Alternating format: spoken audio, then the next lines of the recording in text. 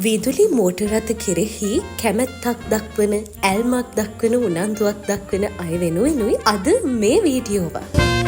ඔබ දන්නවද 2030 වසර වෙද්දී ලෝකයේ 4 වන විශාලතම විදුලි මෝටර් රථ නිෂ්පාදකයා බවට ඉන්දියාව පත්වන ලකුණු දැන් තියාම වාර්තා වෙනවා.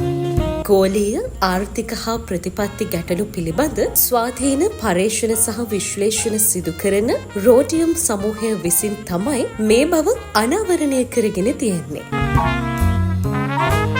රෝඩියම් සමූහය පෙන්වල දෙනවා ඉදිරි වසර 5 තුළ ඉන්දියාවේ විදුලි මෝටර් රථ සඳහා එරට ඉල්ලුම ඒකක මිලියන 1.1 2.1 අතර ප්‍රමාණයකින් ඉහළ යන බව.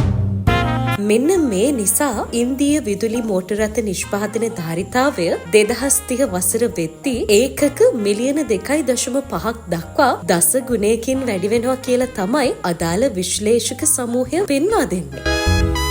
ලොව විදුලි මෝටර් රථ නිෂ්පාදනයේ ප්‍රමුඛයා වෙන්නේ චීනය. චීනයට පිටුපසින් යුරෝපය සහ ඇමරිකා එක්සත් ජනපදයේ ඉන්නවා.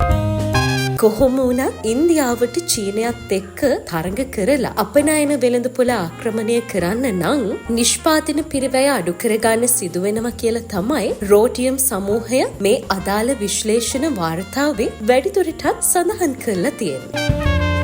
ඉතින් ලෝකයේ 4 වෙනියට විදුලි මෝටර් රථ නිෂ්පාදනයේ ප්‍රමුඛයා වෙන්න ඉන්දියාවට ඔන්න අනාගතයේදී අවස්ථාව සැලසෙනවා.